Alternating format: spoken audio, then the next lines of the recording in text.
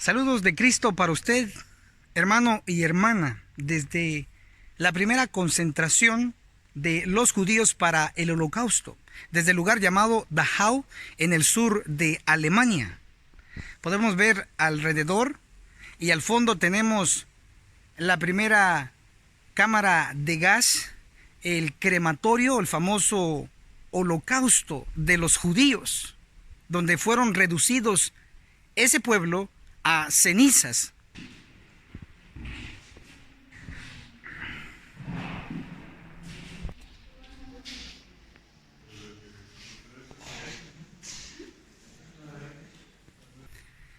Quiero hablarles en esta ocasión de las guerras mundiales. Empecemos con la Primera Guerra Mundial, ocurrida en 1914 a 1918, y la Segunda Guerra Mundial, ocurrida desde 1939 a 1945. Encontramos que la Primera Guerra Mundial fue pronosticada por Cristo mismo en Mateo capítulo 24, hablando de las guerras y rumores de guerras. Pero él dijo claro que era principio de dolores, principio, es decir, primero, hablando de la Primera Guerra Mundial. El profeta Nahum nos da más luz sobre la siguiente guerra y nos referimos a la Segunda Guerra Mundial. En Nahum capítulo 2, en el verso 1 hasta el verso 5, nos está hablando de la Segunda Guerra Mundial. En estos versos se nos habla sobre la era mecanizada que iba a existir en una de las guerras mundiales. Y encontramos que los carros iban a correr tan rápidos por las plazas, iban a chocar, implicando que esa guerra iba a ser peleada en la era mecanizada avanzada. Eso fue lo que ocurrió en la Segunda Guerra Mundial. La era mecanizada ya estaba avanzada, ya habían carros que alcanzaban grandes velocidades, habían helicópteros, etc. Ya estaba avanzado, a diferencia de la Primera Guerra Mundial, que uno de los requisitos era saber manejar bicicleta para alistarse al ejército de su país. Entonces, es claro ver que en Nahum se nos pronostica la Segunda Guerra Mundial en una era mecanizada avanzada.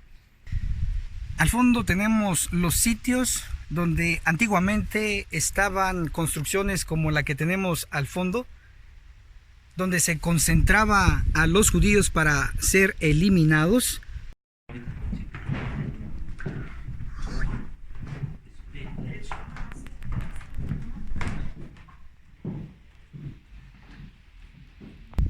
Pero todo esto tiene un contexto histórico y muy bien podemos hacer alusión a la causa y efecto. Bíblicamente encontramos de que el pueblo judío, encabezado por sus líderes, Anás, Caifás, etc., dijeron, viendo al Cordero de Dios que quita el pecado del mundo, al Cordero herido, le dijeron que si era hijo de Dios, que bajara de esa cruz. Y si no, que la sangre de Cristo cayera sobre ellos y sobre sus hijos. El deseado de todas las gentes, el libro de Elena de White, en el capítulo 77, en la página 688, nos comenta esa situación.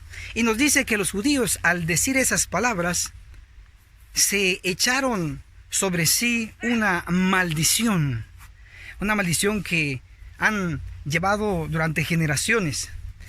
Nótese la frase que ellos dijeron, que la sangre de Cristo caiga sobre nosotros y sobre nuestros hijos.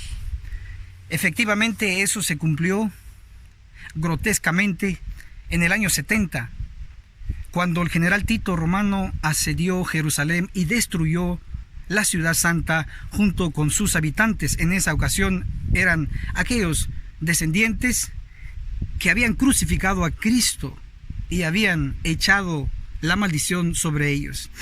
La historia continúa avanzando. Encontramos el período de la Segunda Guerra Mundial desde 1939 a 1945, donde Hitler decide eliminar de una manera desastrosa a los judíos en el famoso lugar de la cámara de gas o el Holocausto, donde los judíos terminaban como ceniza.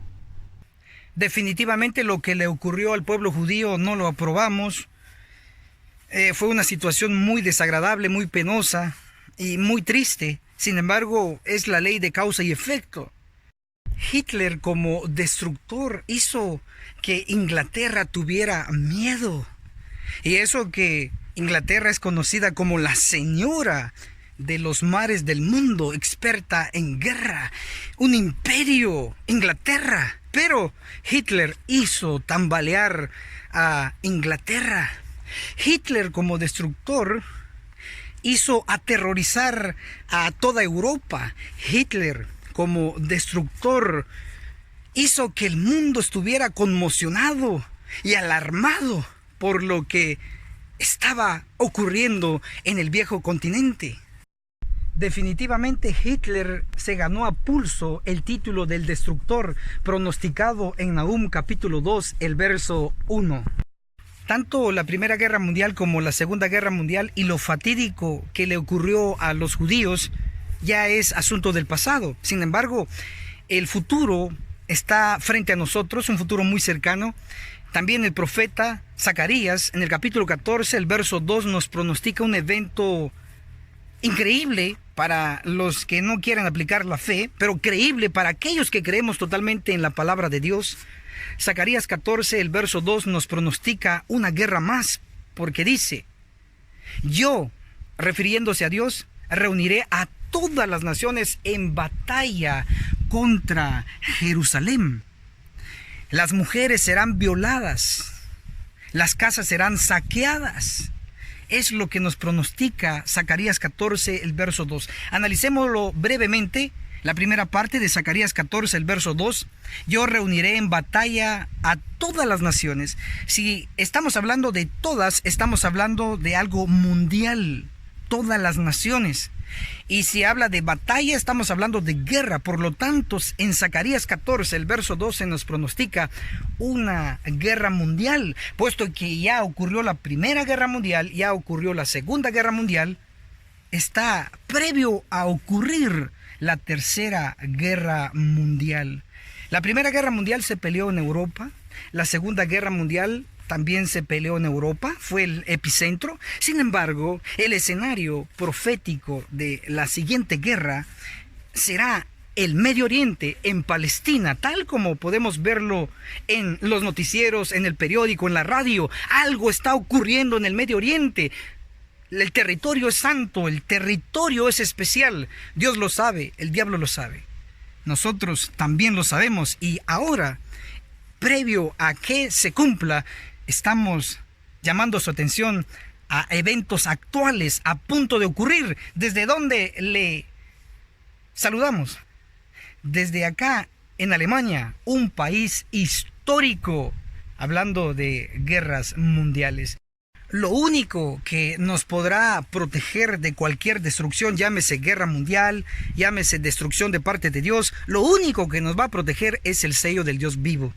Eso lo podemos ver en Ezequiel capítulo 9, el versículo 4, donde se le da la orden a un ángel que pase en medio de Jerusalén, la iglesia adventista del séptimo día, el pueblo de Dios, y que coloque una señal, un sello en la frente, no de todos, no de cualquiera, sino únicamente y exclusivamente de aquellos que gimen y que claman contra las abominaciones que se cometen en la iglesia.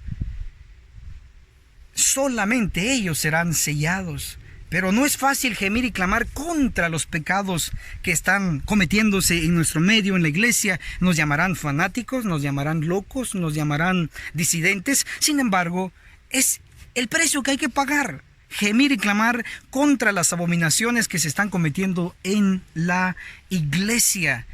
Y así obtener el sello de inmortalidad, el sello del Dios vivo de Ezequiel 9:4, el sello del Dios vivo de Apocalipsis 7:2. Y podemos también tener la referencia de Joya de los Testimonios, el tomo 1, página 335, 336, que habla del sello del Dios vivo. ¿Cómo se obtendrá ese sello?